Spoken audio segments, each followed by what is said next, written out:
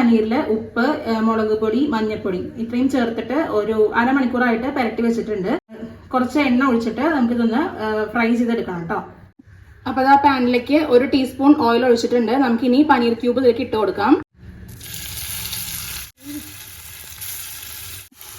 അപ്പോൾ എല്ലാ പനീർ ക്യൂബും എണ്ണയിലേക്ക് ഇട്ട് കൊടുത്തിട്ടുണ്ട്. അപ്പോൾ നമുക്കിത് ചെറുതായിട്ടൊന്ന് ഫ്രൈ ചെയ്തെടുക്കാം. ഫ്ലെയിം ഹൈ ഫ്ലെയിമിൽ ഇടാതിരിക്കുക, മീഡിയം ഫ്ലെയിമിലാണ് ഞാൻ വെച്ചിരിക്കുന്നത്, അല്ലെങ്കിൽ കരിഞ്ഞു പോകും കേട്ടോ. അപ്പോൾ ഏകദേശം ഒരു സൈഡ് മൂത്ത് വരുമ്പോൾ അടുത്ത സൈഡ് ഇതുപോലെ ഒന്ന് മറിച്ചിട്ട് കൊടുക്കുക. അപ്പോൾ നമ്മൾ പനീരെല്ലാം ഫ്രൈ ചെയ്തെടുത്തിട്ടുണ്ട്. ഇനി നമുക്ക് റൈസ് ഉണ്ടാക്കാനായിട്ട് സ്റ്റാർട്ട് ചെയ്യാം. ഇപ്പം ഞാൻ ആ സെയിം പാനിലേക്ക് തന്നെ 1 ടീസ്പൂൺ നെയ്യ് ചേർത്തിട്ടുണ്ട് കേട്ടോ.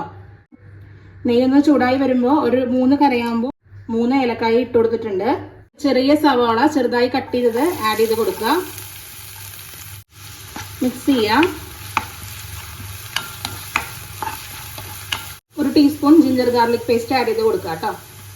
പച്ചമണം പോകുന്നവരെ ഒന്ന് മിക്സ് ചെയ്ത് കൊടുക്കാം. ഇനി ഇതിലേക്ക് ഒരു ചെറിയ ക്യാരറ്റ് ചെറുതായി കട്ട് ചെയ്തത് ആഡ് ചെയ്ത് കൊടുക്കാം. ഒരു 4-5 ബീൻസ് ചെറുതായി കട്ട് ചെയ്തത് ആഡ് ചെയ്ത് കൊടുക്കാം. നന്നായി ഒന്ന് വഴറ്റിയെടുക്കുക. ഇനി നമുക്ക് ഇതിലേക്ക് പൊടികൾ ആഡ് ചെയ്ത് കൊടുക്കാം കേട്ടോ. 1/4 ടീസ്പൂൺ മഞ്ഞൾപ്പൊടി, 1 ടീസ്പൂൺ മുളക് പൊടി, സാധാരണ മുളക് പൊടിയാണ്.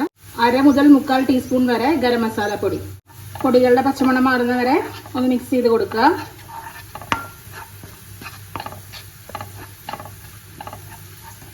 ഇനി ഇതിലേക്ക് 30 മിനിറ്റ് കുതിർത്ത് വെച്ച ബസ്മതി റൈസ് ആഡ് ചെയ്ത് കൊടുക്കുക.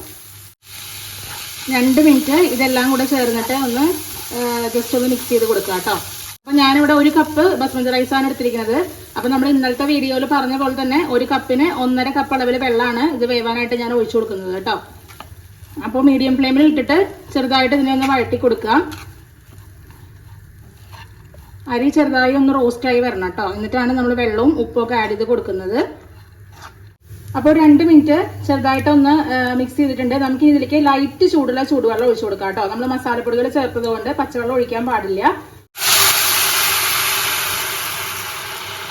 പാകത്തിനുള്ള ഉപ്പും കൂടി ഇട്ട് കൊടുക്കാം. അപ്പോൾ ചെറുതായിട്ടൊന്ന് ഇത് മിക്സ് ചെയ്ത് കൊടുത്തിട്ട് ഇത് അടച്ചു വെക്കാം.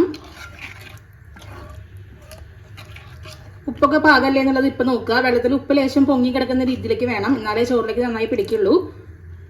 ഒന്ന് തിളയ്ക്കുന്നത് വരെ നമുക്കിതൊന്ന് അടച്ചു വെക്കാം. മീഡിയം ടു ഹൈ ഫ്ലെയിമിലാണ് ഞാനിത് ഇടുന്നത്.